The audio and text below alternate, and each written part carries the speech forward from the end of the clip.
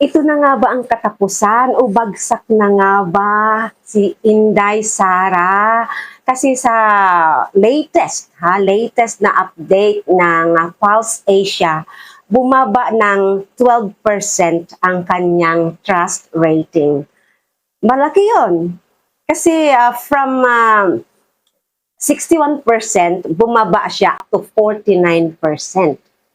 Ito lang, mula nung September na 61%, ngayong December lang bumaba siya ng from November 26 rather, from November 26 to December 3, 2024, this year, bumaba talaga ang kanyang rating. Bagsak na bagsak, kumbaga lumalagapak. 12%, ang laki nun. Katapusan na nga ba niya? Let's see. And of course, gusto ko kayong batiin at pasalamatan, mga mahal kong manunood, lahat ng mga supporters ko, lahat ng mga subscribers ko, followers ko, lahat ng mga nanonood ng videos ko, bashers ko man o hindi, silent viewers, and mga commenters ko. Thank you so much sa inyong pagtangkilik at patuloy na pagsuporta sa aking mga vlogs.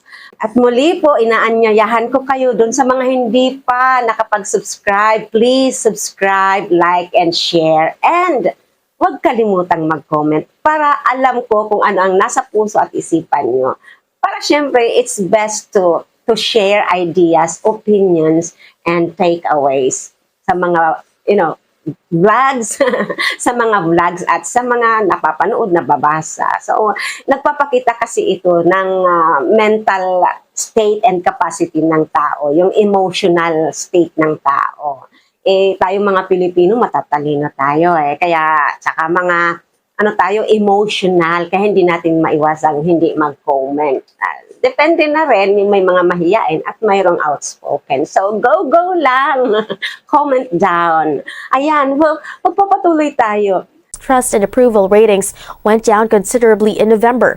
A new poll by Pulse Asia has found Duterte's trust score in November was at 49 from 61 in September, a significant 12 percentage point decline. Her approval rating also dipped to 50 from 60 in September. This comes amid the filing of impeachment complaints against Duterte, which stemmed from alleged irregularities in her office's use of confidential funds and her threats against President Marcos Jr.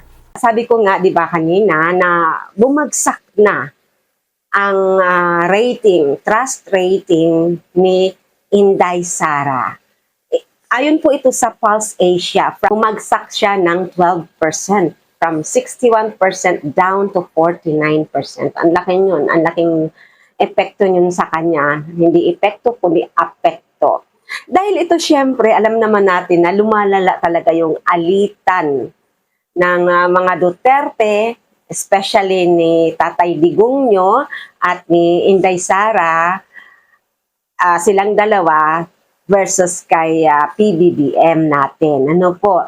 So, nagpapakita ito na ang mga tao ay nagkakaroon ng realization na tututo na at maraming mga naglalabasang ebidensya na magpapatunay at magbibigay ng linaw sa kung ano ang mga katotohanan na bumabalot, nakapaligid sa bawat isa. Tulad ng kay VP Sara, dahil sa kanyang mga outbursts, sa kanyang mga,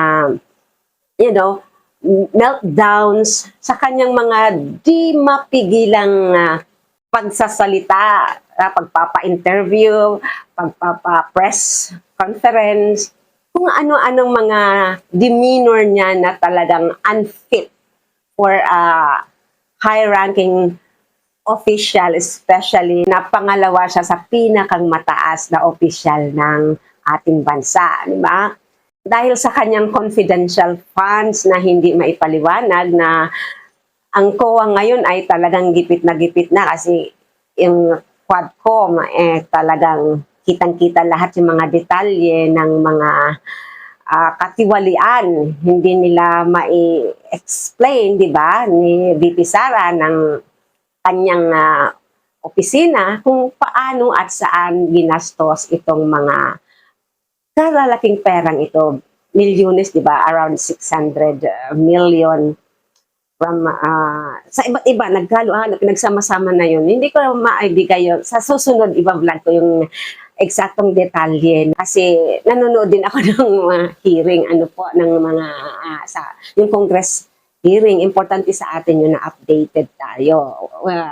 Well, bilang mamamayan, may karapatan tayong malaman ang katotohanan, lalo na pera ng bayan ang napag-uusapan at na-at stake. Kasi, di ba, ang lalaki ng tax binabayaran natin.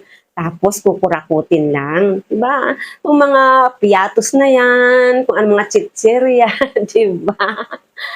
And she minute siya lagi, and she cannot, di ba? She cannot explain. She minute, di ba? Siya yun, alam niyo na. Ay, nako talaga. Nakakahinayang lang kasi minsan ko siyang hinangaan. Pero dahil sa mga pangyayaring ito, pinakita niya kung sino talaga siya at kung ano siya. Anyway, thank you so much again. God bless you all and Merry, Merry, Merry Christmas. See you in my next vlog. Thank you.